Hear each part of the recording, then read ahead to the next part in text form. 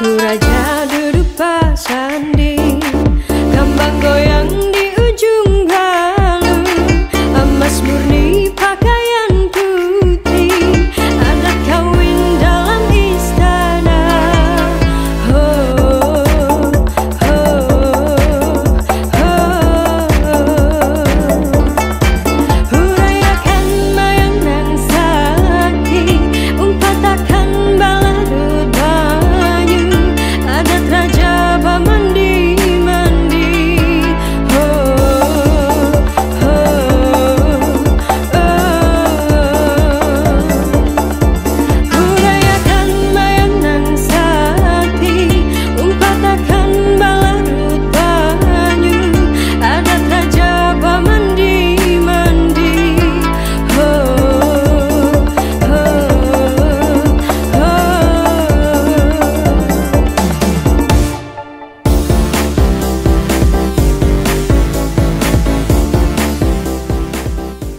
Atas nama masyarakat Kabupaten Banjar mengucapkan selamat datang Bapak Kapolda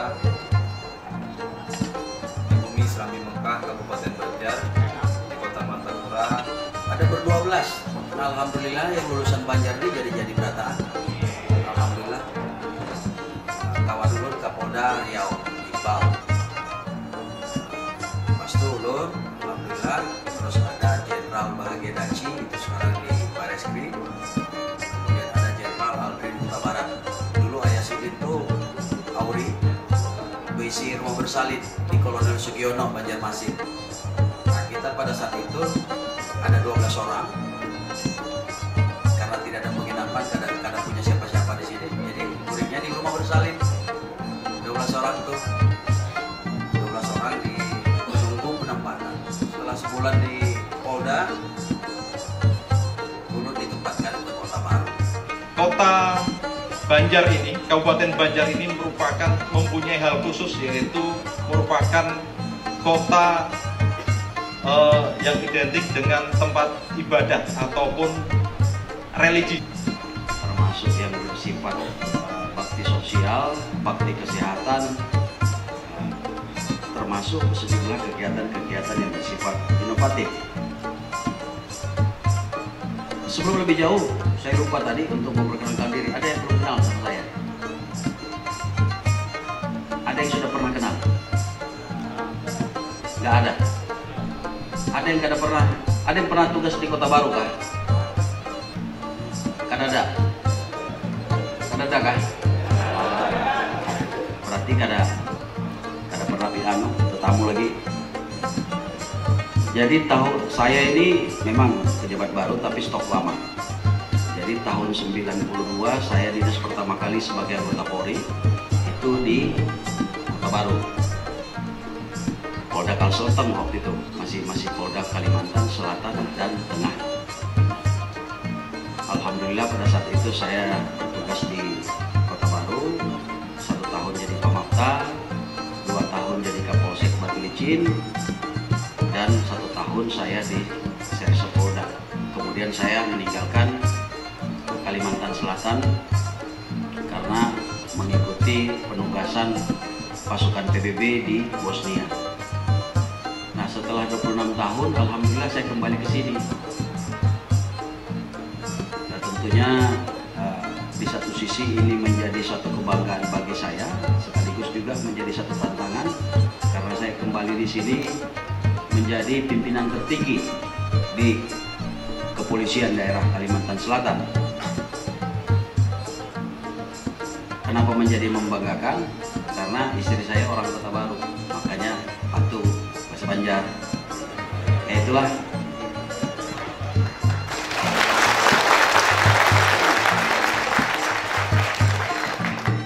Tadi waktu di Banjarbaru ada 4 personil yang pernah bersama-sama saya di Kota Baru.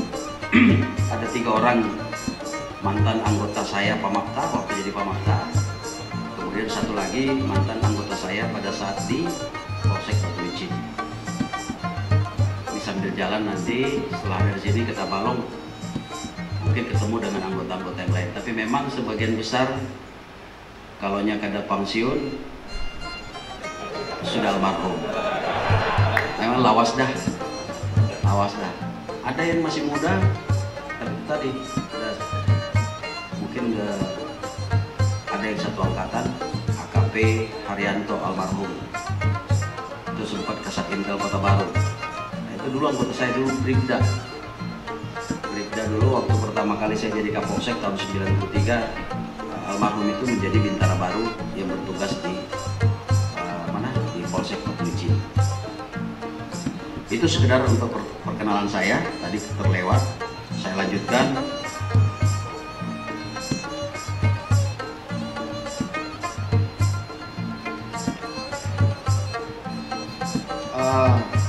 Para personil sekalian yang saya banggakan, dalam kesempatan Commander Wish itu saya sudah menyampaikan ada 3 arahan saya, 3 poin utama. Ini menjadi intisari daripada apa yang disusun di sini.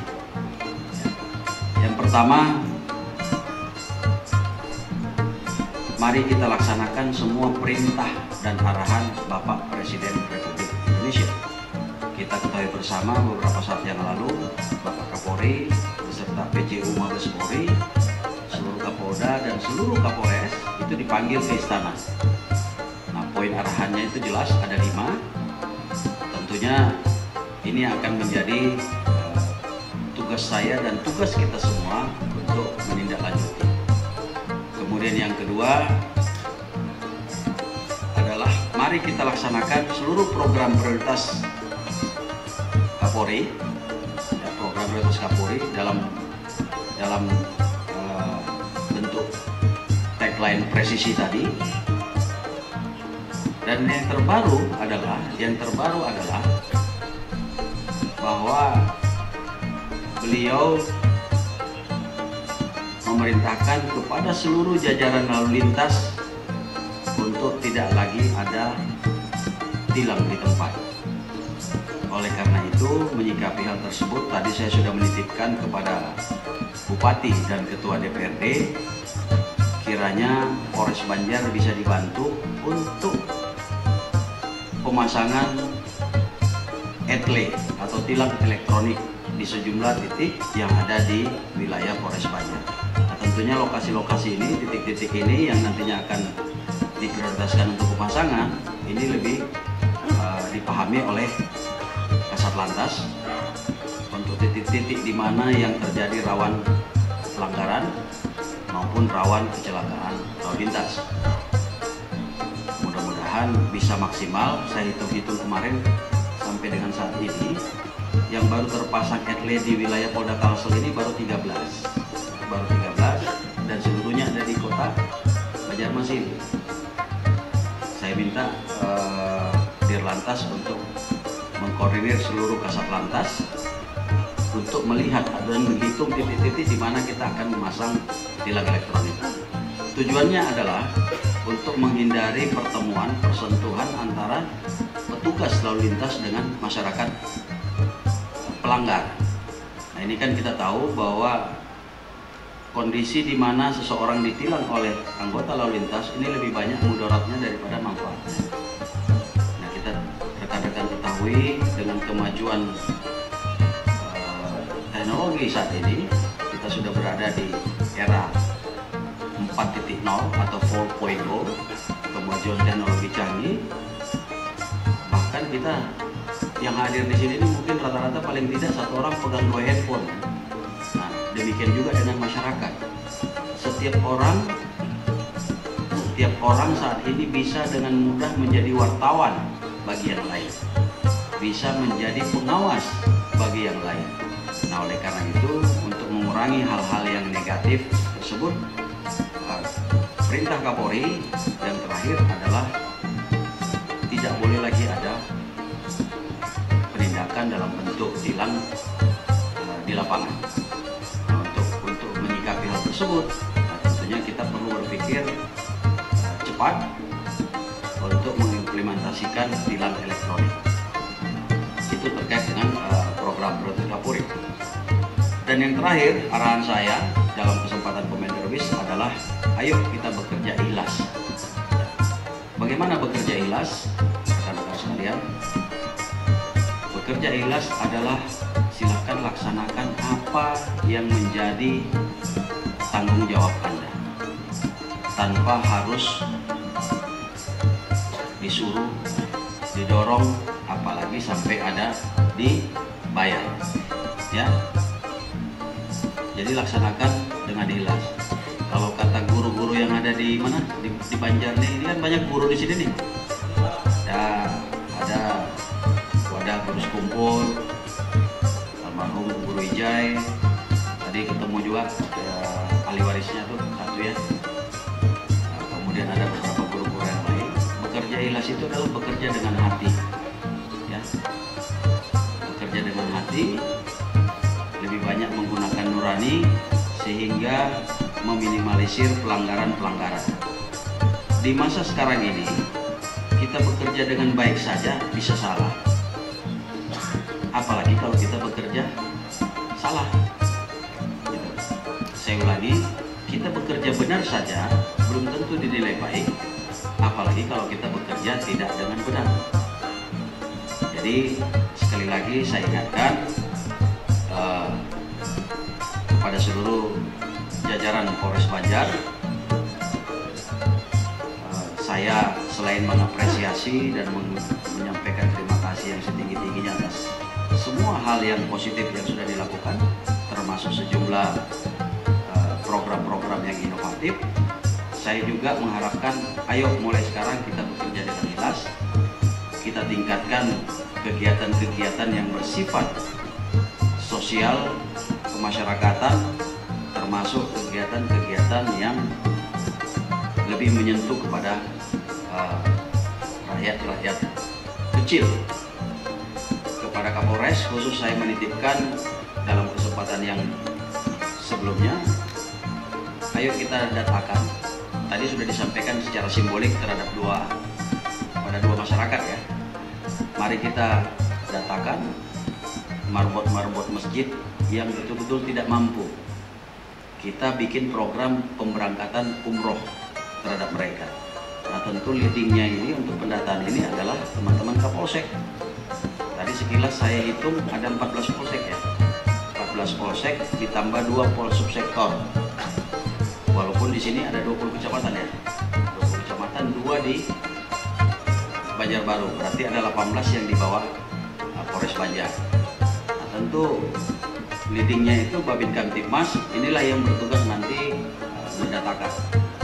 Nanti kita lihat mana yang betul-betul marbot-marbot atau takmir masjid yang tidak mampu, ini coba akan kita buat program untuk memberangkatkan ibadah umroh.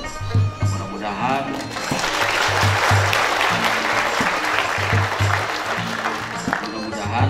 ini betul-betul dirasakan manfaatnya, sekaligus kita beramal. Amin ya rabbal alamin. Sekaligus kita beramal. Beberapa saat yang lalu saya juga ketemu dengan salah satu legislator dari DPR RI, menitipkan kepada saya Pak Kapolres bahwa di wilayah Polres Banjar ini masih ada satu Babin Kamtibmas yang mengawasi 6 desa. Ya. Sementara kan kita tahu klasifikasi desa itu cuma ada 3 ya. Desa binaan, pantauan, sentuhan. Kira-kira gitu ya. Logikanya kekuatannya itu harus maksimal 1:3. 1 binaan, 1 sentuhan, 1 pantauan. Nah, kalau 6, ini tolong nanti dicoba dilihat lagi, dianalisis lagi. Kalau ini bisa kita perkecil menjadi maksimal 1:3. Kira-kira kekurangannya ada di mana? Nanti dikomunikasikan dengan Pak Karo SDM kalau kita bisa cari sumber-sumber personilnya ya. Saya kira itu sambutan saya dalam kesempatan kali ini. Saya banyak berharap ke depan kita dapat secara bersama-sama untuk bekerja. Mudah-mudahan keberadaan saya sebagai pimpinan Polda Kalsel saat ini bisa menjadi berkah bagi Kalimantan Selatan dan bagi kita semua yang ada di Kalimantan Selatan ini, khususnya di Polres Banjar. Saya akhiri, wabillahi taufik wal hidayah. Wassalamualaikum warahmatullahi wabarakatuh. Terima kasih kami ucapkan kepada Jenderal.